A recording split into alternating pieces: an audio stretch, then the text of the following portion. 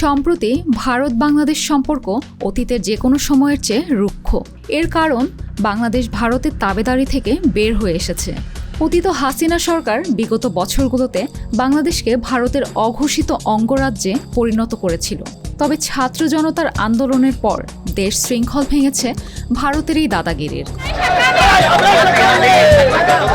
এত কিছুর পরও থেমে নেই ভারতের অপতৎপরতার। তারা বিভিন্নভাবেই চেষ্টা করে আসছে বাংলাদেশের অভ্যন্তরীণ শান্তি নষ্ট করার।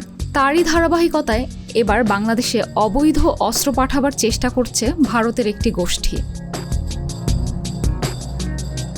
সম্প্রতি সংবাদ মাধ্যম ইন্ডিয়ান এক্সপ্রেস জানিয়েছে বাংলাদেশে অস্ত্র পাচারের পরিকল্পনা করা হচ্ছে। এমন খবর পাওয়ার পর আগরতলার কাস্টমস বিভাগ অভিযানে নামে। অভিযানে এক ভারতীয়র কাছ থেকে .32 মিলিমিটারের 4টি পিস্তল, 150টি বুলেট এবং 5টি ম্যাগাজিন উদ্ধার করা হয়। এরপর তার বিরুদ্ধে কাস্টমস আইন 1962 অনুসারে মামলা দায়ের করা হয়। প্রাথমিক জিজ্ঞাসাবাদে তাকে খোয়াইয়ের প্রধান বিচারিক ম্যাজিস্ট্রেট আদালতে তোলা হয়।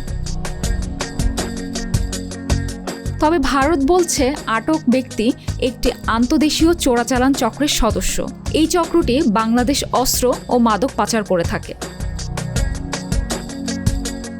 এদিকে ভারতের ত্রিপুরার সঙ্গে বাংলাদেশের 856 কিলোমিটার দীর্ঘ সীমান্ত রয়েছে।